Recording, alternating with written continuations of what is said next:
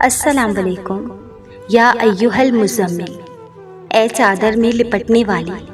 یہ سورہ مزمل کی آیت نمبر 1 ہے۔ آج میں سورہ مزمل کی تفسیر پڑھ رہی تھی، جس کی شروعات ہی اسی آیت سے ہوئی، یا ایھا المزمل، جس کا ترجمہ ہے اے چادر میں لپٹنے والی، جس کی تفسیر کچھ یوں ہے۔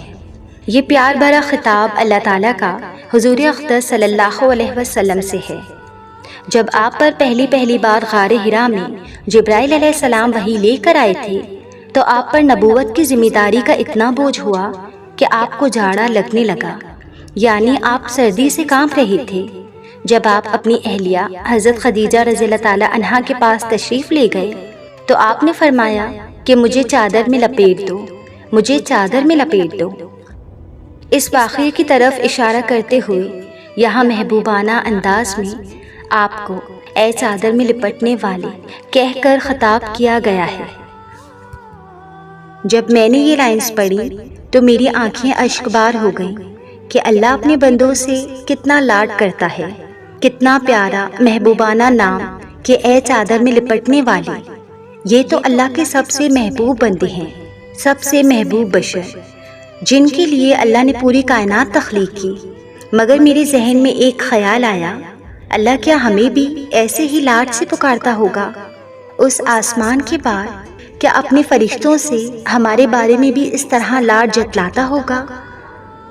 بے شک ہم ہیں تو بہت گنہگار، مگر جب کبھی ہم اس کے قریب ہوتے ہیں تو وہ یقیناً ہمیں بھی ان لاڈ برے الفاظوں سے شرف بخشتا ہے، کیونکہ وہ تو اپنے ہر بندے سے 70 ماؤں سے زیادہ پیار کرتا ہے، لاڈ کرتا ہے۔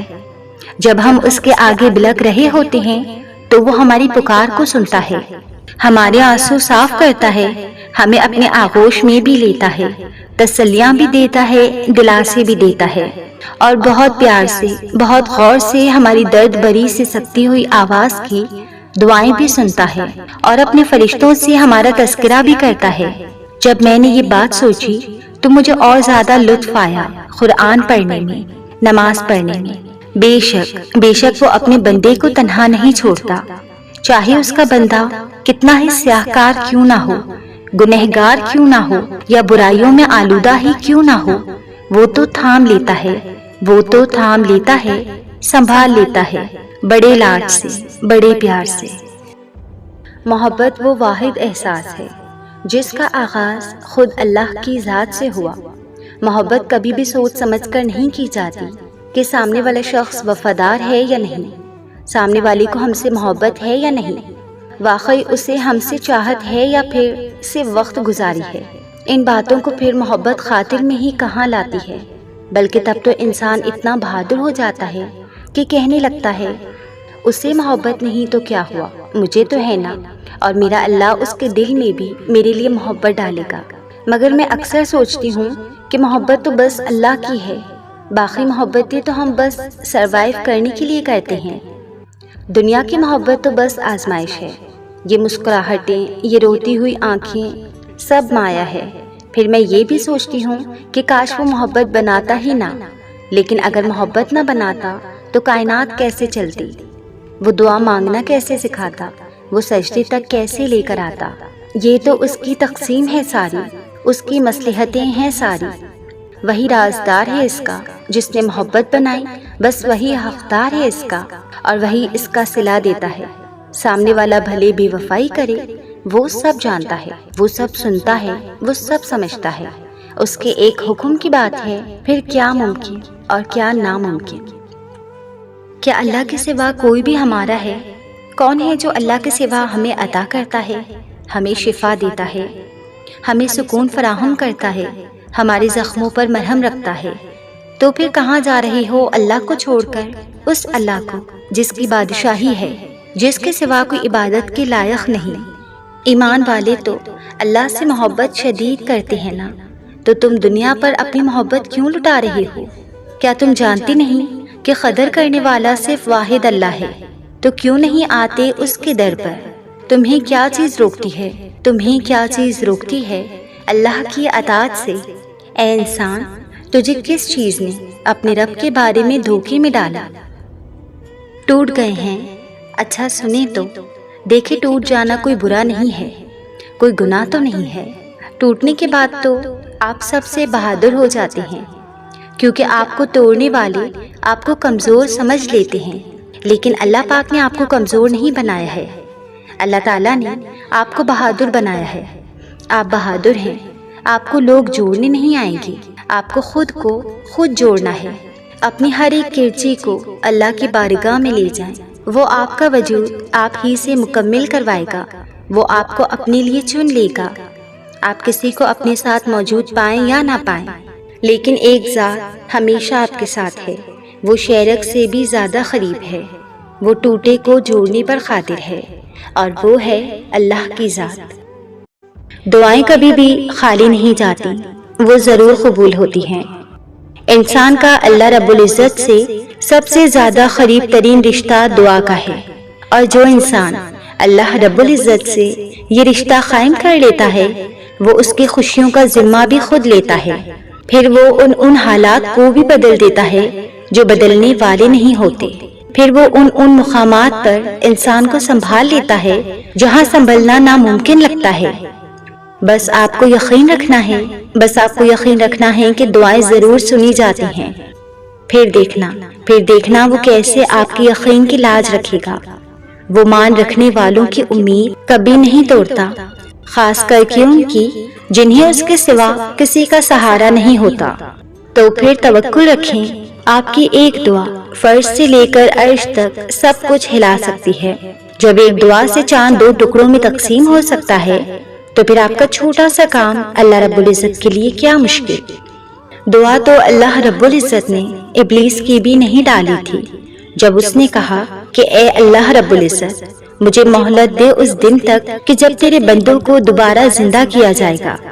تو پھر اللہ رب العزت نے فرمایا کہ جا، تجھے دی مہلت اس دن تک کی جب میرے بندوں کو اٹھایا جائے گا۔ جس نے ابلیس کی دعا بھی رد نہیں کی، وہ رحیم پھر آپ کی دعا کیسے رد کر سکتا ہے؟ دعا تو معجزوں کا وہ آغاز ہے جس کا کوئی اختتام نہیں۔ تو پھر مانگتے رہو، کیونکہ ہو سکتا ہے نصیب کے یہ صفحے اللہ رب العزت نے صرف آپ کی ایک دعا کے لیے ہی خالی چھوڑا ہو، تاکہ آپ اس کو اپنی دعاؤں سے اپنی پسند کے مطابق بھر دو۔ یاد رکھیں آپ کی ایک دعا پوری کائنات سے لڑ سکتی ہے۔ جب تک اللہ سے محبت نہیں ہوتی، اللہ کی محبت سمجھ نہیں آتی۔ اللہ سے محبت کریں، محبت مانگیں، محبت سیکھیں۔ آپ کو اللہ کی محبت سمجھ آنے لگے گی، آپ کے زخموں پہ اللہ کی محبت مرہم بننے لگے گی۔ آپ کے ہاتھ اگر کچھ نہیں ہوگا، پھر بھی آپ خود کو مکمل محسوس کریں گے۔ آپ کو دنیا کے خزانوں کی بھی چاہت نہیں رہے گی۔ اللہ آپ کا اور میرا دل اپنی محبت سے غنی کر دے، آمین۔ قرآن خالی ایک کتاب نہیں جس کو صرف برکت کے لیے پڑھا جائے۔ قرآن تو معجزہ ہے، زندگی کو بدل کے رکھ دینے والا معجزہ۔ زندگی کے ہر پہلو کا خلاصہ ہے اس میں۔ اللہ نے قرآن انسان کے دل پہ اتارا تاکہ یہ دل پر اثر کرے، اور اگر آج ہم قرآن کو ویسے پڑھیں نا جیسے اس کا حق ہے، تو ہماری زندگی میں بھی معجزے ہو سکتے ہیں۔ مسلمانوں کے پاس قرآن ہوتے ہوئے بھی اتنی مایوسی کیوں ہے؟ ہمیں اپنی زندگی میں معجزے ہوتے ہوئے کیوں نہیں دکھائی دیتے؟ قرآن کو پڑھ کر ہمارے دل کیوں نہیں بگڑتے؟ کیوں اتنے سخت اور تنگ دل ہو گئے ہیں ہم مسلمان؟ سوچنے کی ضرورت ہے۔ ہم کیسے پڑھتے ہیں قرآن کو؟ ہم پہ اثر کیوں نہیں ہوتا؟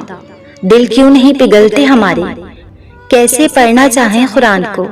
سوچتے کیوں نہیں ہم آخر اتنی اہم بات کو؟ میری ویڈیو جس تک پہنچے وہ تھوڑی دیر بیٹھ کر یہ ضرور سوچے کہ قرآن کو کیسے پڑھنا چاہیے، اور آپ کیسے پڑھ رہی ہیں؟ کیا قرآن کی باتیں آپ کو سمجھ آ رہی ہیں؟ کیونکہ وہ تو زندہ کلام ہے۔ اگر نہیں تو اپنا طریقہ بدلیں اور صرف پڑھنے کی بجائے سمجھنے کی کوشش کریں، اور پھر دیکھیں آپ کی زندگی میں معجزے کیسے ہوتے ہیں۔ تمہیں پتا ہے تمہارے پاس ایک بہت قیمتی چیز ہے جو بہت کم لوگوں کے پاس ہوتی ہے۔ اللہ وہ چیز بس انہیں دیتا ہے جنہیں وہ پسند کرتا ہے اور اپنے قریب کرنا چاہتا ہے۔ پتہ ہے وہ کیا ہے؟ دوسروں کی تکلیف کا احساس، دعا کی توفیق، دعاؤں کا جواب نہ ملنے کے بعد بھی یقین اور صبر، یہ بہت خاص چیزیں ہیں۔ اگر تمہارے پاس ان میں سے کوئی ایک چیز بھی ہے تو تم بہت امیر ہو، اللہ کے پسندیدہ ہو۔ اگر یہ نہیں ہے تو تم خالی ہو۔ کچھ چیزیں نصیب اور حقیقت دونوں میں نہیں ہوتی، لیکن اللہ پر یقین اور توکل سے سب ہو جاتا ہے۔ وہ فرماتا ہے تم صبر کی انتہا کر دو، میں معجزوں کی انتہا کر دوں گا۔ اللہ کو بہت پسند ہے، اللہ کو بہت پسند ہے جب تم اس پر توکل کر کے تمام پریشانیاں بھول جاتے ہو۔ یقین کرو وہ پھر نوازنے میں زیادہ دیر نہیں کرتا، کیونکہ وہ اپنے بندوں کو تڑپتا ہوا نہیں دیکھ سکتا۔ اور جب آپ سے میرے بندے میرے متعلق سوال کریں تو کہہ دینا کہ میں نزدیک ہوں، دعا کرنے والے کی دعا قبول کرتا ہوں جب وہ مجھے پکارتا ہے۔